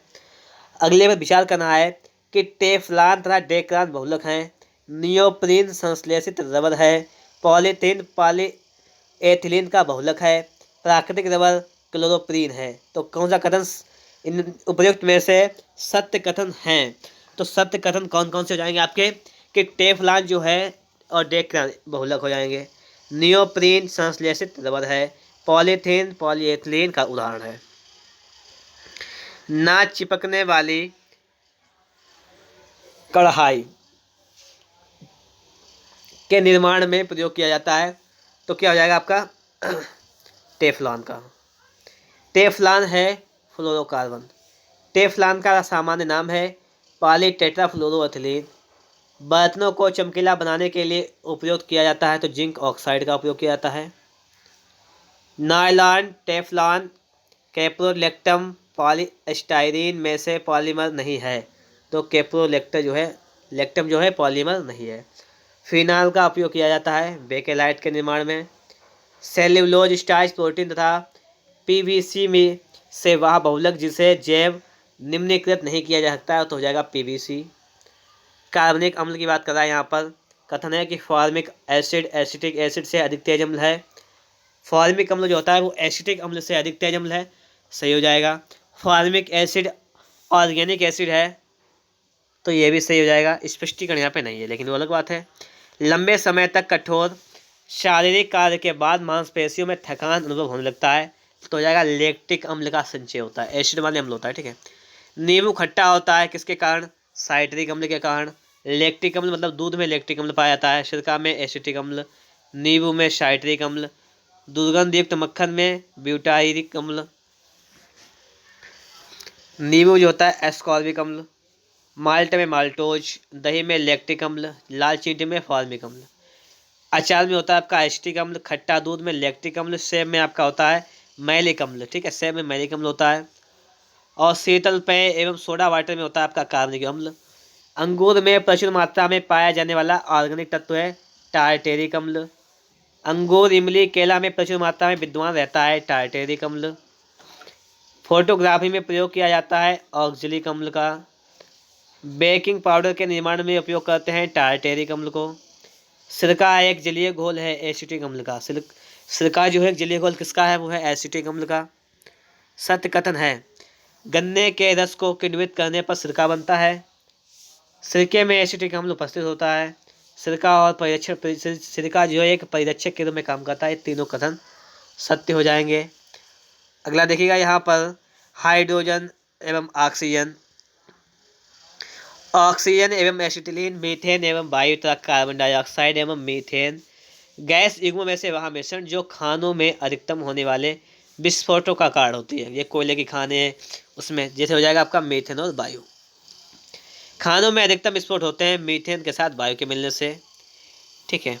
अगला है कि ट्राई नाइट्रो टाइल्यून मतलब TNT, ट्राई नाइट्रोग्लिसरीन, साइक्लोट्राइमेथिलीन, ट्राई नाइमेट्रीन तथा नाइट्रोक्लोरोफॉर्म में से विस्फोटक नहीं है, तो हो जाएगा नाइट्रोक्लोरोफॉर्म जो है विस्फोटक नहीं है, ठीक है। ये आगे लिखा हुआ है TNG, TNP, TNA, TNT में से विस्फोटक जिसका नाम नोबेल तेल है, TNG का नाम है आपका नोबेल तेल। RDX आविष्कार हुआ था हेनिंग द्वारा। सत्य कथन है, RDX एक विस्फोटक है। RDX का अन्य नाम है cyclonite. Phosphorus trichloride, mercuric oxide, graphite तथा नाइट्रोग्लिसरीन में से वह जिसे विस्फोटक की तरह में प्रयोग किया जाता है नाइट्रोग्लिसरीन। नाइट्रोग्लिसरीन एक आवश्यक संगठन के रूप में नहीं पाया जाता है, तो हो जाएगा आपका एमाटोल। डायनामाइट के निर्माण में प्रयुक्त होने वाला रासायनिक है ग्लाइसेरॉल नाइट्रेट, ट्राइनाइट्रेट का। ग्लिसरॉल, मेथेनॉल, यूरिया ऑक्जेलिक अम्ल में से विस्फोटक के उत्पादन में उपयोग किया जाता है, तो ग्लिसरॉल का। कोल गैस, टार, कोक तथा पेट्रोलियम में से प्राकृतिक ईंधन है, तो हो जाएगा आपका पेट्रोलियम। केरोसिन, कांच, मिट्टी तथा सीमेंट में से वह जिसमें ऑक्सीजन अनुपस्थित होती है, तो केरोसिन में। कोयला, पेट्रोल, प्राकृतिक गैस तथा डीजल जीवाश्म ईंधनों में से स्वच्छतम ईंधन है, तो जाएगी आपकी प्राकृतिक gas. Alcohol, ether, water gas एवं प्राकृतिक गैसों में से जीवाश्म ईंधन है आपका, हो जाएगा प्राकृतिक गैस। देखिए अगला देखिएगा यहाँ पर हाइड्रोजन, चारकोल, प्राकृतिक गैस तथा गैसोलीन में से अधिकतम ईंधन मान होता है, तो हो जाता है आपका हाइड्रोजन का। ऑक्टेन संख्या गुणवत्ता माप है पेट्रोल की। सीटेन संख्या गुणता प्राचल के रूप में प्रयुक्त होती है, तो डीजल के लिए कौन सी संख्या, सीटेन संख्या। डीजल इंजन में प्रयुक्त होता है, डीजल की वाष्प और वायु। खाना बनाने में प्रयुक्त की जाने वाली गैस होती है आपकी मीथेन।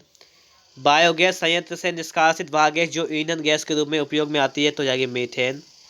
बायोगैस में मुख्यतः होती है तो कार्बन डाइऑक्साइड और मीथेन। गोबर गैस में मुख्यतः तत्व होता है आपका मीथेन।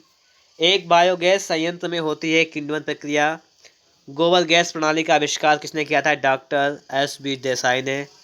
प्राकृतिक गैस का मुख्य घटक है आपका मीथेन। लिक्विड पेट्रोलियम गैस मतलब LPG के मुख्य अवयव हैं ईथेन, प्रोपेन, ब्यूटेन। तरलीकृत पेट्रोलियम गैस LPG का मुख्य आधार है आपका ब्यूटेन। इंडियन गैस एक LPG मतलब क्या है, इंडियन गैस LPG मिश्रण होता है ब्यूटेन और प्रोपेन का। आगे लिखा हुआ है CNG, क्या क्या होता है इसमें, methane, ethane, LPG butane, propane.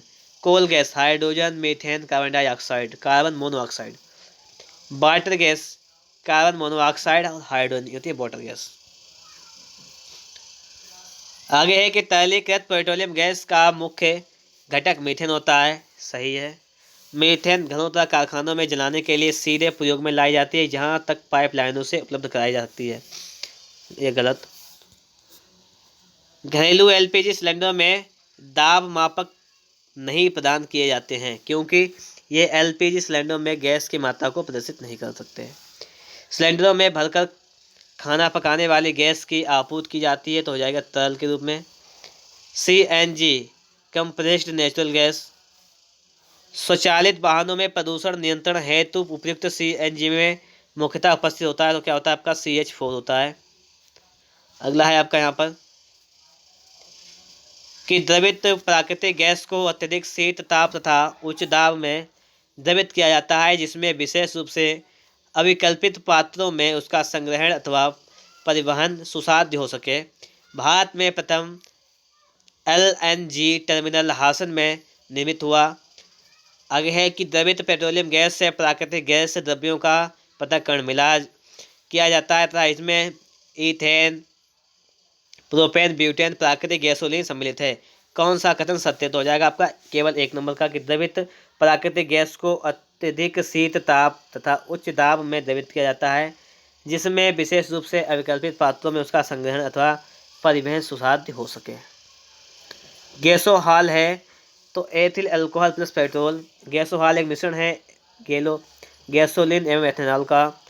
आगे देखिएगा लिखा हुआ यहाँ पर कि कोयला, पेट्रोलियम तथा प्राकृतिक गैस जीवाश्म ईंधन है, तो सही हो जाएगा। गैसोहॉल बेंजीन एल्कोहल का मिश्रण है, नहीं। भूतापीय ऊर्जा एक अपारंपरिक ऊर्जा स्रोत है, सही है आपका ये भी। गोबर गैस मुख्यतः मीथेन होती है, ये भी सही है। कार के इंजन में नॉकिंग से बचने के लिए प्रयोग में लाया जाता है, तो हो जाएगा लेड टेट्रा एथिल। अगला है कि टेट्रा इथाइल लेड पेट्रोल में मिलाया जाता है, तो हो जाएगा इसकी एंटी नॉकिंग रेटिंग को बढ़ाने के लिए। ऑटोमोबाइल इंजनों में प्रतिहिम के रूप में प्रयोग में लाया जाता है, तो हो जाएगा एथिलीन ग्लाइकॉल का। भारी वाहन में डीजल का उपयोग किया जाता है, उच्च क्षमता और आर्थिक बचत के लिए किया जाता है। मोटर कारों के अपेक्षाकृत नए मॉडलों की निम्नलिखित विशिष्टताओं पर विचार कीजिए। क्या है इसमें? रेडियल टायर, सुप्रवाही ईंधन, सुप्रवाही ढांचा, बिंदु, आगे लिखा यहाँ पर कि बहुबिंदु ईंधन अंताक्षेप, उत्प्रेरक परिवर्तन रेचक सहित। वह विशेषताएं जो मोटर कारों के अपेक्षाकृत नए मॉडलों को अधिक ईंधन दक्ष बनाती हैं, तो हो जाएगा आपका एक फर्स्ट यहाँ पे, तीसरा चौथा उसको सही तरीके से। रेडियल टायर, बहुबिंदु ईंधन अंताक्षेप, उत्प्रेरक परिवर्तन रेचक सहित।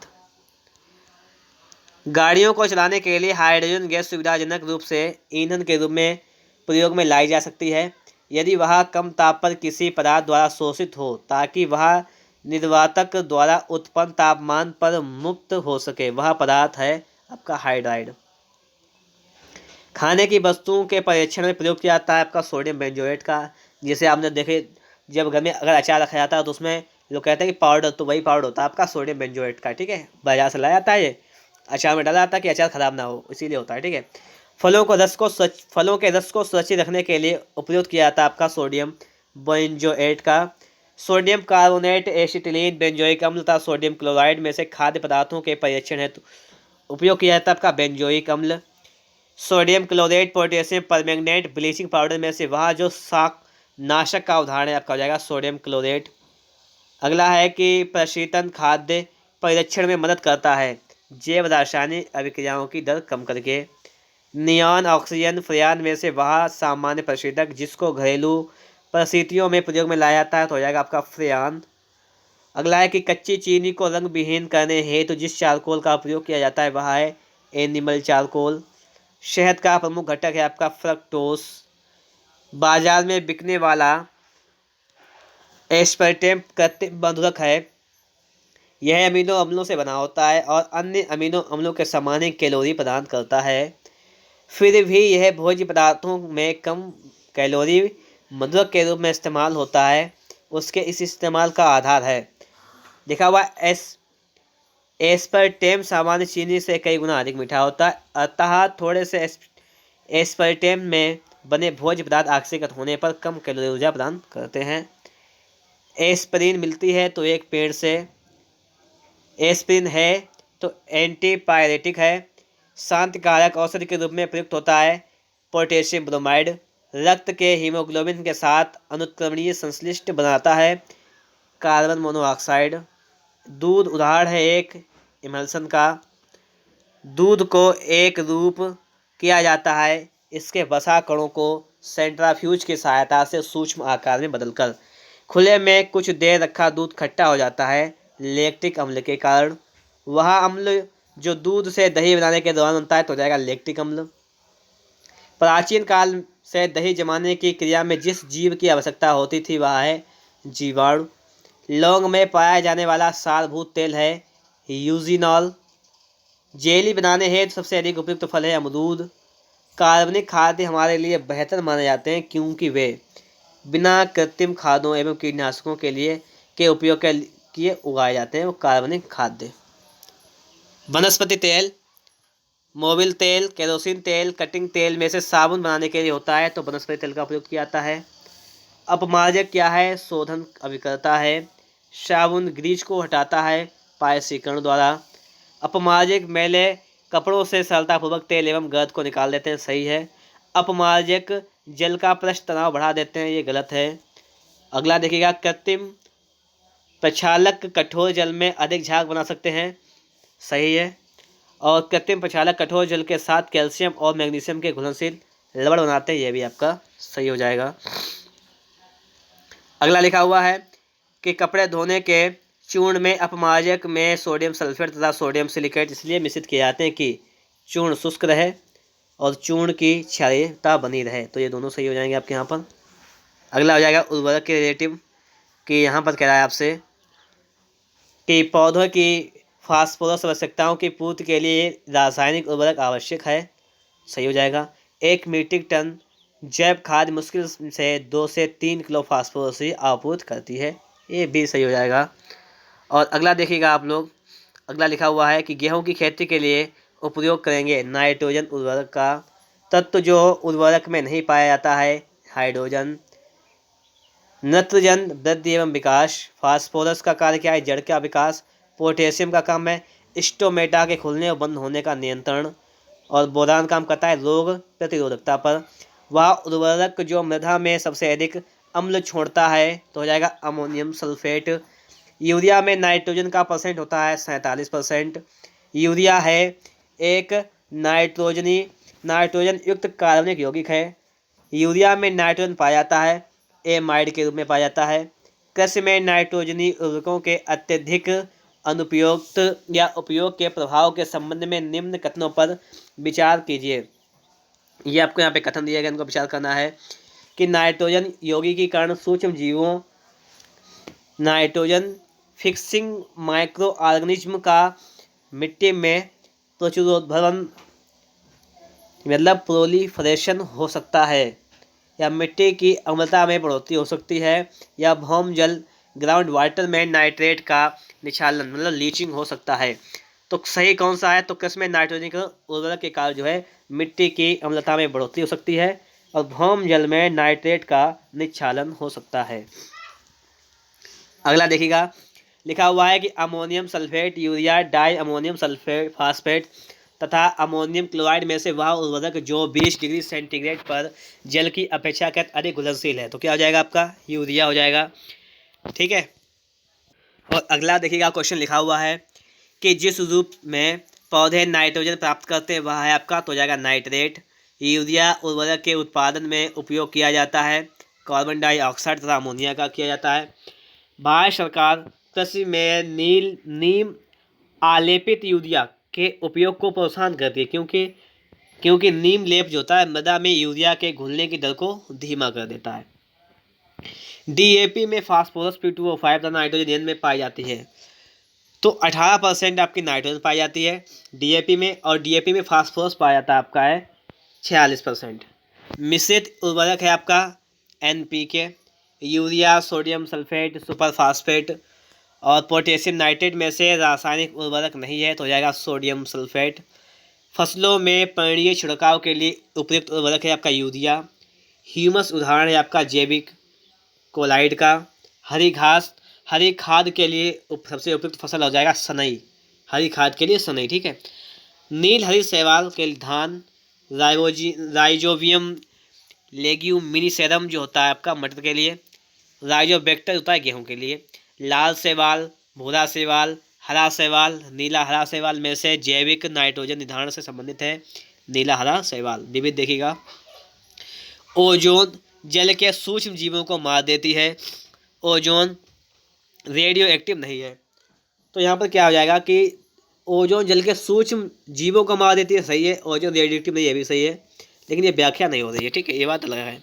मेसान की खोज हिडेकी युकावा ने की थी। पॉजिट्रॉन की खोज सीडी एंडरसन यूएफ हैस ने की थी। सूर्य एवं तारों में ऊर्जा एच बैथे। पता यूरेनियम तत्वों का संश्लेषण जीटी सीवोर्ग। मच्छर भगाने वाली दवाओं में सक्रिय रसायन एलिथ्रिन। अग्निशामक में काम आती है कार्बन डाइऑक्साइड गैस। आग बुझाने वाले संयंत्र में कार्बन डाइऑक्साइड पैदा होती है सोडियम बाइकार्बोनेट तथा तनुसल्फरिक अम्ल की अभिक्रिया से। वह यौगिक जिसका उपयोग अग्निरोधक कपड़ा बनाने में किया जाता है तो एल्यूमिनियम सल्फेट। पायरेथ्रम रोटिनोन इफेड्रीन में से मच्छर प्रतिकर्षी के रूप में प्रयुक्त किया जाता है तो हो जाएगा पायरेथ्रम। मच्छर क्वाइल में प्रयुक्त होने वाली पायरेथ्रिन प्राप्त होती है एक बीजीय पौधे से। चूहे मारने का जहर जिस रासायनिक पदार्थ से बनता है वह है आपका पोटेशियम साइनाइड। पोटेशियम साइनाइड से चूहे मारने का जहर बनता है। Zinc sulphide, lead sulphide, calcium phosphate, zinc phosphide में से चूहा विष के रूप में प्रयोग किया जाता है तो हो जाएगा जिंक फास्फाइड का।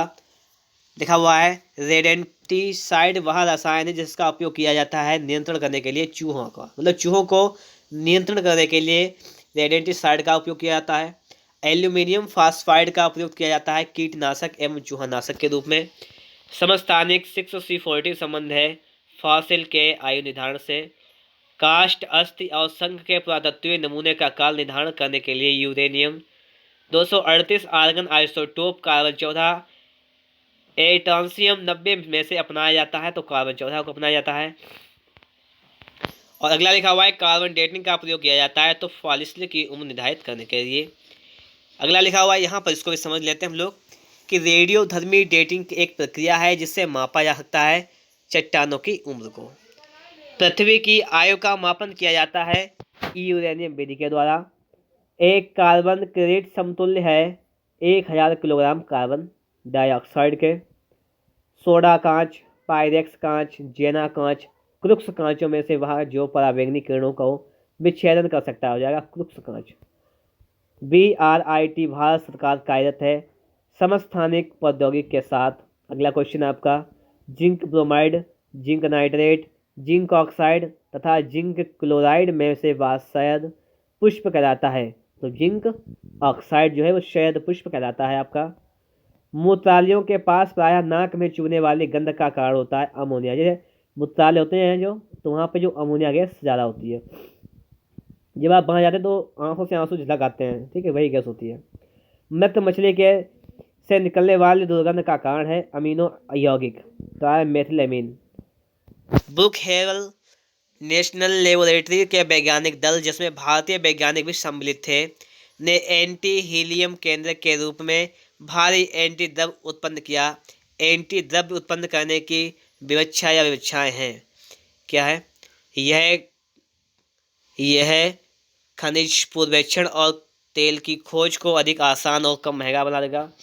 यह एंटी द्रव्य से निर्मित तारों और आकाशगंगाओं की होने की संभावनाओं की जांच करने में सहायता करेगा। यह ब्रह्मांड के विकास की समझ विकसित करने में सहायक करेगा। तो ब्रुकहेवन नेशनल लेबोरेटरी के वैज्ञानिक दल हैं, इन्होंने बनाया था आपका एंटी द्रव्य। तो ये क्या करेगा? तारों और आकाशगंगाओं की होने वाली संभावनाओं की जांच करने में सहायक होगा और यह ब्रह्मांड के विकास को विकसित करने में सहायक होगा। ये हो जाएंगे दूसरा ही। वह रसायन जो कृत्रिम बादल बनाने के लिए उपयुक्त होता है silver iodide, horn silver, silver chloride, philosopher ऊन, जिंक ऑक्साइड। चंद्रमा, सूर्य, बृहस्पति तथा मंगल में से मीथेन जिस ग्रह के वायुमंडल में उपस्थित है वह है मंगल और बृहस्पति। लोहा, हीमोग्लोबिन, लोहा में हीमोग्लोबिन जो होता है, हीमोग्लोबिन में लोहा पाया जाता है। संचारक बैटरी जो है शीशा। फोटोग्राफी चांदी और तांबा तड़ित चालक, इससे रिलेटिव है ये चीज़ें।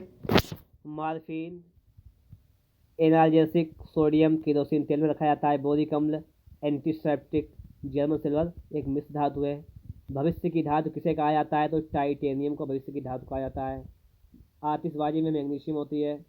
परमाणु बम में यूरेनियम होता है। इलेक्ट्रॉनिक बल्ब में टंगस्टन, गैल्वेनिक में जिंक, ये चीज़ है इससे मिली हुई है। रासायनिक दृष्टि से सिंदूर क्या है, मर्क्यूरिक सल्फाइड है सिंदूर, ठीक है। पेट्रोल, बेंजीन, अल्कोहल में से शुष्क धुलाई में प्रयोग किया जाता है, तो तीनों का प्रयोग किया जाता है शुष्क धुलाई में। लाल स्याही बनाई जाती है, ईओसिन से बनाई जाती है। नीला, लाल, हरा तथा काला में से रंग जो सोडियम क्रोमेट द्वारा आपूर्त होता है, तो जाएगा लाल। एसीटोन नाखून पालिश अपसारक होता है एसीटोन। कार्बन टेट्राक्लोराइड अग्निशामक। हाइड्रोजन परऑक्साइड घाव की मरहम पट्टी में किया जाता है इसका प्रयोग। द्रव अमोनिया प्रशीतक के रूप में। केवलार जैसे रेशा। टेक्सॉल कैंसर रोधी दवा। जिंक फास्फाइड हो जाएगा रोडेंट नाशी। नाइट्रोसेलुलोज विस्फोटक। फास्फोरस ऑक्साइड ये होता है माचिस की तीलियों पर लगा होता है, माचिस जो होता है उस पर लगा होता है फास्फोरस ऑक्साइड। मैग्नीशियम डाइऑक्साइड शुष्क सेल। सल्फ्यूरिक जो अम्ल होता है संचायक सेल में। यूरेनियम परमाणु बम में। माचिस बनाने में प्रयोग में किया जाता है फास्फोरस का। दिया सराय के निर्माण में प्रयोग किया जाता है लाल फास्फोरस का। वह तत्व जिसको वायु तथा अंधेरे में रखा जाता है जो स्वतः दीप्त हो जा उठता है, श्वेत फास्फोरस। कार्बन नेटो ट्यूब्स बनाई, सुमियो आईजी मान्य, ठीक है। अगला लिखा हुआ है कि भारत में निम्न ताप ऊष्मीय विलवणीकरण सिद्धांत पर आधारित प्रतिदिन 1 लाख लीटर अलवड़ जल उत्पादन करने के लिए प्रथम अलवड़ीकरण यह संयंत्र प्रारंभ किया गया था, तो कहाँ स्थापित किया था, ये कवरत्ती। भारत में जल विलवणीकरण संयंत्र कहाँ स्थित है, ये हो जाएगा लक्षद्वीप में। क्षारीय भूमि सुधारक के रूप में कार्य करता है calcium sulphate. Edaphic, climatic, biotic, topography में से मृदा से संबंधित है इडेफिक। अगला है कि द्रवित ऑक्सीजन या द्रवित हाइड्रोजन को औद्योगिक स्तर पर प्राप्त करने में प्रयुक्त औद्योगिकी कहलाती है क्रायोजेनिक्स। अगला है कि धूम्रपर्दे युद्ध में छिपने एवं शत्रु को छलने के लिए प्रयोग में लाए जाते हैं। धूम्रपर्दे बने होते हैं, तो हो जाएगा टाइटेनियम ऑक्साइड के अति सूक्ष्म कणों के कोलाइडी प्रकीर्णन से। अगला यहाँ पर है कि विकास का सिद्धांत प्रतिपादित किया था, तो हो जाएगा चार्ल्स डार्विन ने। जब दो हल्के नाभिक परस्पर संयुक्त होकर एक भारी तत्व के नाभिक की रचना करते हैं, तो इस प्रक्रिया को नाभिकीय संलयन कहते हैं, ये भी बिल्कुल सही है। ड्राई आइस शुष्क बर्फ ठोस कार्बन डाइऑक्साइड का होता है, सही। टेलीफोन की खोज ग्राम बेल ने की थी, सही, सभी सही है। शुष्क सेल यानी बैटरी में विद्युत अपघट्यों के रूप में प्रयोग होता है अमोनियम क्लोराइड और जिंक क्लोराइड का। एक शुष्क सेल आवेशित नहीं की जा सकती है, सही बात है ये। शुष्क सेल में होने वाली विक्रिया उत्क्रमणीय होती है, यह गलत आपका है। एक सूखी सेल में पाई जाती है रासायनिक ऊर्जा। सोडियम सल्फेट, नाइट्रिक अम्ल, सल्फ्यूरिक अम्ल तथा पोटेशियम नाइट्रेट विद्युत अपघट्यों के विलयन में से कार की बैटरी में प्रयोग किया जाता है, तो हो जाएगा आपका सल्फ्यूरिक अम्ल प्रयोग किया जाता है। अगला है आपका टॉर्च लाइट, विद्युत चुरक आदि साधनों में सामान्यतः उपयुक्त आवेशीय बैटरियों में इलेक्ट्रोड के रूप में प्रयुक्त होता है, तो हो जाएगा आपका निकल और कैडमियम का। फ्रेन जो है वो प्रशीतक के रूप में कार्य करता है। टेट्रा एथिलेड जो है वो एंटी नॉक एजेंट के रूप में काम करता है। बेंजीन हेक्साक्लोराइड कीटनाशी। कार्बन टेट्राक्लोराइड जो है अग्निशामक के रूप में काम करता है, ये हो जाएगा। आगे लिखा हुआ है एस्पार्टेम कृत्रिम मधुरक। नियोप्रीन संश्लेषित रबर। बेनाइड्रिल जो है प्रतिहिस्टेमिन। अगला हो जाएगा आपका potassium bromide photography. Potassium nitrate बारूद। पोटेशियम सल्फेट उर्वरक। मोनोपोटेशियम टाइट्रेट ये बेकरी में, ठीक है। तो ये जितनी भी चीज़ें रिलेटिव हैं इन चीज़ों से रिलेटिव हैं, इनको भी सही तरीके से पढ़ना आपको है। सल्फर डाइऑक्साइड जो होती है वो अम्ल वर्षा में होती है। फ्लोराइड प्रदूषक दांत में। मिथाइल आइसोसाइनेट भोपाल गैस त्रासदी में हुई थी, जब घटना हुई थी। ओजोन रिक्त तथा चर्म कैंसर। सोडियम क्लोरेट, आगे देखिए, पोटेशियम परमैंगनेट तथा ब्लीचिंग पाउडर में से वह एक जो शाकनाशक का उदाहरण है सोडियम क्लोरेट। अगला है यहाँ पर कथन दे दिया गया, फेनिल का प्रयोग एक घरेलू रोगाणुनाशी के रूप में होता है और फेनिल एक फिनाल व्युत्पन्न है। फिनाल एक प्रभावी रोगनाशी है। तो यहाँ पे दोनों सही हो जाएंगे।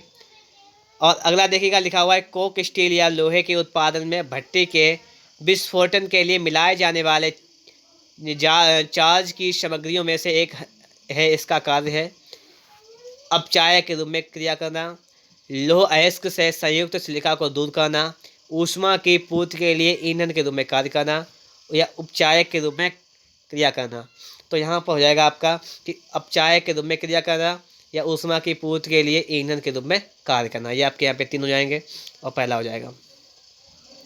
नेशनल टेक्नोलॉजी दिवस मनाया जाता है आपका 11 मई को। वर्ल्ड फोटोग्राफी दिवस मनाया जाता है आपका 19 अगस्त को। और नेशनल स्पोर्ट्स दिवस मनाया जाता है आपका 29 अगस्त को। नागासाकी दिवस 9 अगस्त को। संयुक्त राष्ट्र ने वर्ष 2011 को नामोचिष्ट किया है अंतर्राष्ट्रीय रसायन विज्ञान वर्ष के रूप में। भोपाल गैस त्रासदी हुई थी 2 से 3 दिसंबर और 1984 को। बिस्फेनॉल है क्या है, खाद्य संवेदन सामग्री के विकास के लिए प्रयोग में लाया जाने वाला रसायन है। वह देश जिसने गैलोसिन में इथेनॉल मिश्रित करना कानूनन अनिवार्य कर दिया है, हो जाएगा आपका Brazil. Phosgene hydrogen cyanide, hydrogen sulphide तथा मीथेन में से वायु का अकार्बनिक गैसीय प्रदूषक है आपका, तो हो जाएगा हाइड्रोजन सल्फाइड तथा hydrogen cyanide. HCl, HNO3, H2SO4, H2CO3 में से वह जो अम्ल वर्षा में सबसे अधिक होती है, हो जाएगा H2SO4 मतलब सल्फ्यूरिक अम्ल। Carbon dioxide, nitrous oxide, chlorofluorocarbons और मीथेन गैसों का ग्लोबल वार्मिंग के प्रति अपेक्षित योगदान है। तो सबसे ज़्यादा होता है CO2 का योगदान, फिर CH4, N2O, CFCS। केवला जो होता है वो संश्लेषित रेशा। टेक्साल संबंधित है कैंसर दवा, ये भी बहुत बार आ चुका है। और जिंक फास्फाइड जो है रोडेंट नाशी। नाइट्रोसेलुलोज जो होता है वो विस्फोटक। तो दोस्तों इस प्रकार से जो है आपका घटना चक्र का जितना भी जीके मतलब उसमें आपको केमिस्ट्री दिया गया था, मैंने सारा केमिस्ट्री यहाँ पे आपको पढ़ा दिया है। अगर आप लोगों को हमारा वीडियो अच्छा लगा हो तो वीडियो को लाइक जरूर कीजिएगा। चैनल पर नए हैं अभी तक चैनल को सब्सक्राइब नहीं किए हैं तो चैनल को सब्सक्राइब भी कीजिएगा। और मैंने आपको बीच में बिल्कुल ही डिस्टर्ब नहीं किया कि आप सब्सक्राइब कर दीजिए या बेल आइकन को दबा दीजिए, वीडियो को शेयर कर दीजिए। अगर आपको मेरी लग रहा है कि मैंने यहाँ पे कुछ मेहनत की है तो आप लोग अपनी मेहनत के हिसाब से वीडियो को शेयर, सब्सक्राइब और चैनल को लाइक शेयर कर सकते हैं। वो तो आपकी इच्छा पर ही डिपेंड करता है। मिलते हैं आपको एक नेक्स्ट एपिसोड के साथ अगली वीडियो में।